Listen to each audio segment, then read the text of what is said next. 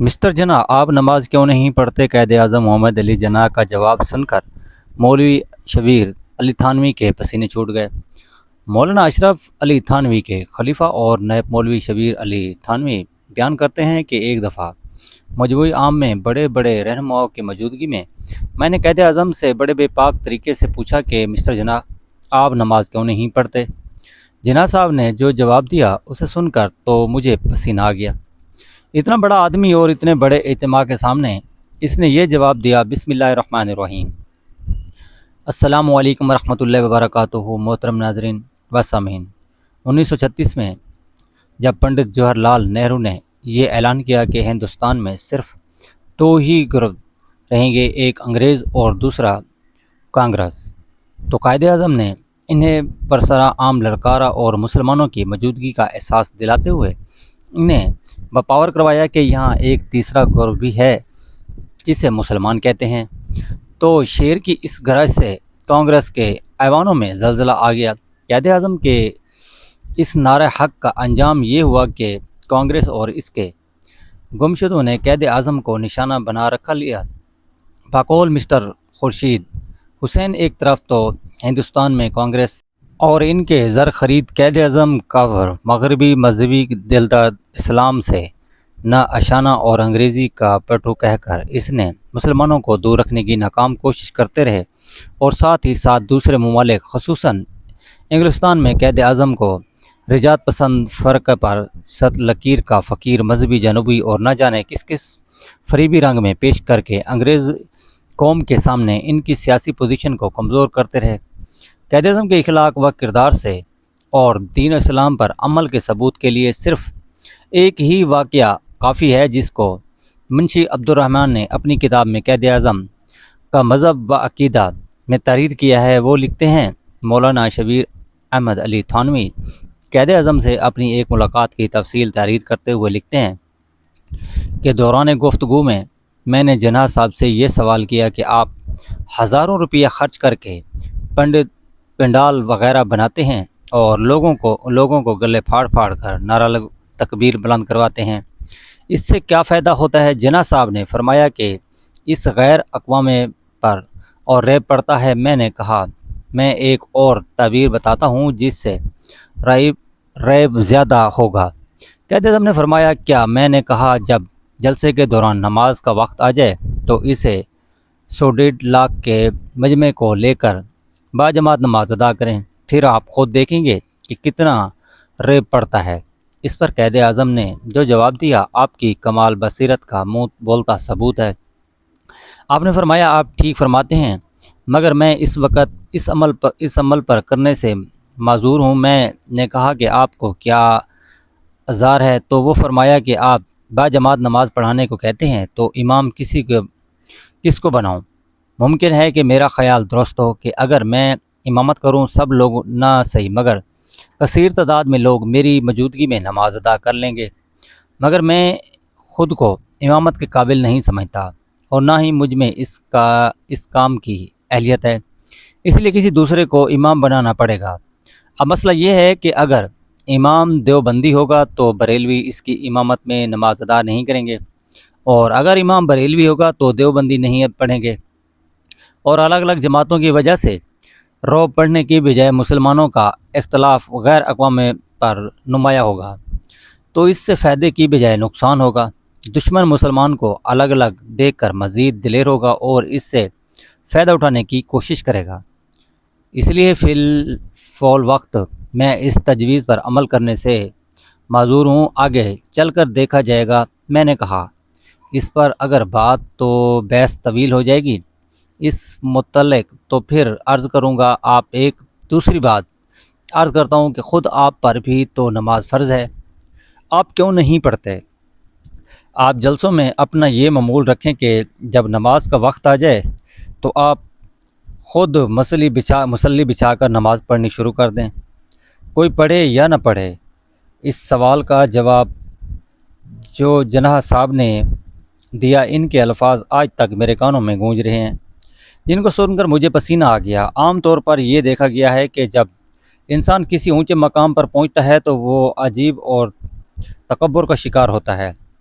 وہ خدا کو بھول جاتا ہے اور اپنے اوپر کیے گئے کسی بھی اعتراض کو اپنی توہین سمجھتے ہوئے اعتراض کرنے والے کو قرارہ واقعی ہی سزا دینے کے احکامات جاری کر دیتا ہے۔ مگر ہمارے قائد اعظم کی شان ہی نرالی تھی۔ جب مولوی صاحب نے پوچھا کہ آپ پر بھی تو نماز فرض ہے، آپ کیوں نہیں پڑھتے؟ یاد ہے کہ یہ سوال مجموعی عام میں ہو رہا تھا، تو اس وقت قائد اعظم کرسی پر تکیہ لگائے بیٹھے تھے۔ قائد اعظم پر اس سوال سے اتنا رعب طاری ہوا کہ وہ آگے کو جھک گئے اور نہایتی ہی مذمت کے لہجے میں کہنے لگے کہ میں گناہ گار ہوں، خطا کار ہوں۔ آپ کو حق ہے کہ مجھے نماز کا کہیں، میرا فرض ہے کہ میں سنوں۔ میں آپ سے وعدہ کرتا ہوں کہ آئندہ نماز پڑھا کروں گا۔ اس مجمع عام میں سرگرد افراد کی موجودگی میں جب قائد اعظم نے اظہار مذمت کیا اور اقرار خطا کیا تو قائد اعظم کے اس عمل نے مجھے بہت متاثر کیا۔ قائد اعظم اس جواب کے بعد میں نے پھر کہا کہ دیکھیے، یہ جناح کا وعدہ ہے۔ جناح جتنا اپنے اصولوں کا پکا ہے اتنا ہی اپنے وعدوں میں بھی پختہ ہے۔ یہ کسی چلتے پھرتے عام آدمی کا وعدہ نہیں کہ وہ وعدہ کیا ہوا بھول گیا۔ اس پر قائد اعظم نے بار بار سینے پر ہاتھ مار کر کہا کہ ہاں، یہ جناح کا وعدہ ہے، یہ جناح کا وعدہ ہے، میں اس کو پورا کرنے کی کوشش کروں گا، آپ میرے لیے دعا فرمائیں۔ اس کے بعد قائد اعظم نے نماز شروع کی اور اپنے آخری وقت تک اہل سنت کے طریقے کے مطابق نماز کے پابند رہے، اور ان کی دیکھا دیکھی بعض بے نمازی بھی نماز کے پابند ہو گئے۔ سبحان اللہ، یہ کہتے ہوئے ہمارے قائد اعظم جو وعدہ کیا اسے پورا کر کے دکھایا، چاہے وہ نماز پڑھنے کا وعدہ ہو یا پاکستان بنانے کا وعدہ ہو۔ روایت مولانا اشرف علی تھانوی کا بھیجا ہوا علماء کا ایک دفعہ قائد اعظم کی خدمت میں پہنچا اور ملاقات میں دو نکات پر زوردار سیاست اور مذہب اور دوم جھکتے ہوئے کہا کہ اگرچہ ذاتی بات ہے تو مگر انہیں نماز پڑھنی چاہیے۔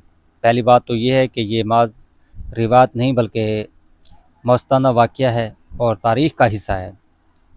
میں نے 2001 میں محترم ارشاد احمد حقانی محروم سے عالمی بحث میں اس کا حوالہ دیا تھا، اور پھر افتخار احمد کے ساتھ یوم قائد اعظم کے حوالے سے ٹی وی پروگرام جواب دیا میں بھی عرض کیا تھا کہ قائد اعظم کی مذہبی تربیت مولانا اشرف علی تھانوی کی ہدایت پر ان کے ساتھیوں اور بھانجوں نے کی تھی، جن کی قائد اعظم سے طویل ملاقاتیں ہوتی رہیں۔ انہی ملاقاتوں کا نتیجہ تھا کہ انگلستان سے واپسی کے بعد قائد اعظم کی تقریروں پر واضح مذہبی رنگ نظر آتا ہے۔ ان کی تقریروں میں سرجام اسلام کے حوالے ملتے ہیں۔ خدا کے سامنے جو بدی کے خوف کا اثر طاری ہوتا وہ دکھائی دیتا ہے۔ قائد اعظم کی تقریر کو بخوب پڑھنے کے بعد میں اس نتیجے پر پہنچا ہوں کہ 1934 کے بعد ان کے نظریات میں ایک واضح ہی تبدیلی نظر آتی ہے۔ مذہب کی جانب جھکاؤ محسوس ہوتا ہے اور ان کے تصور قومیت اور سیاست میں بنیادی اور تقاد دکھائی دیتا ہے۔ ظاہر ہے کہ قائد اعظم کو کوئی مذہبی شخصیت نہیں تھے اور نہ ہی علامہ اقبال کی مانند ان کی مذہبی تربیت ہوئی تھی۔ وہ ایک کھرے اور سچے مسلمان تھے اور اسلام کی تعلیمات میں یقین رکھتے تھے۔ انہوں نے اپنے طور پر اسلامی نظام، سیرت نبی، قرآن اور حکیم کا گہرا مطالعہ کیا، جس کے حوالے ان کی تقریریں میں جا بجا ملتے ہیں۔ وہ قرآن حکیم پر غور و فکر کرتے تھے اور اس کی گواہی نہ صرف منیر احمد منیر کی کتاب دی گریٹ لیڈر کے عینی شاہدین دیتے ہیں بلکہ جنرل محمد اکبر کی کتاب میری آخری منزل سے بھی ملتی ہے۔ گنتی کے مطابق قائد اعظم نے قیام پاکستان سے قبل 101 دفعہ یہ اور قیام پاکستان کے بعد 14 دفعہ اس عزم کا ارادہ کیا کہ پاکستان کے عینی ڈھانچے اور نظام کی بنیاد اسلامی اصولوں پر رکھی جائے، اور انہوں نے یہ بات تو کئی بار کہی کہ قرآن مجید ہمارا رہنما ہے، حتیٰ کہ اسٹیٹ بینک کی افتتاحی تقریر میں بھی اسلامی اصولوں کی بنیاد پر اقتصادی نظام تشکیل دینے کی اردور کا اظہار کیا۔ مجموعی طور پر قائد اعظم پاکستان کو اسلامی جمہوریہ اور فلاحی ریاست بنانا چاہتے تھے، مذہبی ریاست ہرگز نہیں، کیونکہ اسلام میں تھیوکریسی کا کوئی تصور موجود نہیں۔ افسوس تو اس بات ہوتا ہے کہ ہمارے سیکولر اور دانشوروں نے قائد اعظم کی تقریر کو پڑھا ہی نہیں اور نہ ہی ان کی روح کو سمجھا۔ وہ فقط چند ایک تقریر پڑھ کر اپنی مطلب نکال لیتے ہیں اور اس پہلو پر غور کرنے کی زحمت نہیں فرماتے کہ وقت گزرنے کے ساتھ ساتھ کب اور کیسے قائد اعظم کے نظریات میں تبدیلی آتی گئی اور انہوں نے مسلمانوں کے حوالے سے اقلیت سے قومیت تک کا سفر کیسے طے کیا۔ اقبال کا فقرہ تک بھی اس حقیقت کی غمازی کرتا ہے۔ اسلام مخالف اور دین بیزار حضرت قائد اعظم کو سیکولر ثابت کرتے رہے اور ان کے علم کا حال یہ ہے کہ وہ اکثر دعوے کرتے پائے جاتے ہیں۔ قائد اعظم نے کبھی پاکستان کو اسلامی ممالک بنانے کا اعلان نہیں کیا۔ یہ سطحیت کی حد ہے کیونکہ قائد اعظم نے فروری 1948 میں امریکی عوام کے نام براڈ کاسٹ میں پاکستان کو پرائمری اسلامک اسٹیٹ قرار دیا تھا۔ البتہ سیکولر الفاظ کبھی ان کی زبان سے نہیں نکلا۔ قائد اعظم نے نظریات کیا تھے اور وہ پاکستان کو کسی ریاست بنانا چاہتے تھے۔ یہ میرا ذاتی مسئلہ نہیں، لیکن دین بیزار حضرت اس حوالے سے جب قائد اعظم کو مولوی محمد علی جناح کہتے ہیں اور مجھ پر بھانتیاں کہتے ہیں تو میں محظوظ ہوتا ہوں اور دعا مانگتا ہوں کہ اللہ انہیں قائد اعظم کی تقریر پڑھنے کی توفیق دے رہا ہوں۔ آج پاکستان کا تو وہ نہ اسلام ہے، نہ ہی جمہوری اور نہ ہی فلاحی، بلکہ آمریت اور جمہوریت کا مغلوبہ رہا ہے، جہاں اقتدار اور ریاست پر دولت کی اجاردی اور نیم خواندہ نظریاتی منفت اور ہوس زد طبقے چھائے ہوئے ہیں، اور عوام کے نام پر عوام کے لیے بنائے گئے پاکستان میں عوام بس پیس رہی ہے۔ بات چلی تھی مولانا اشرف علی تھانوی اور قائد اعظم کی مذہبی تربیت کے حوالے سے، اور قدرے دور نکل گئی۔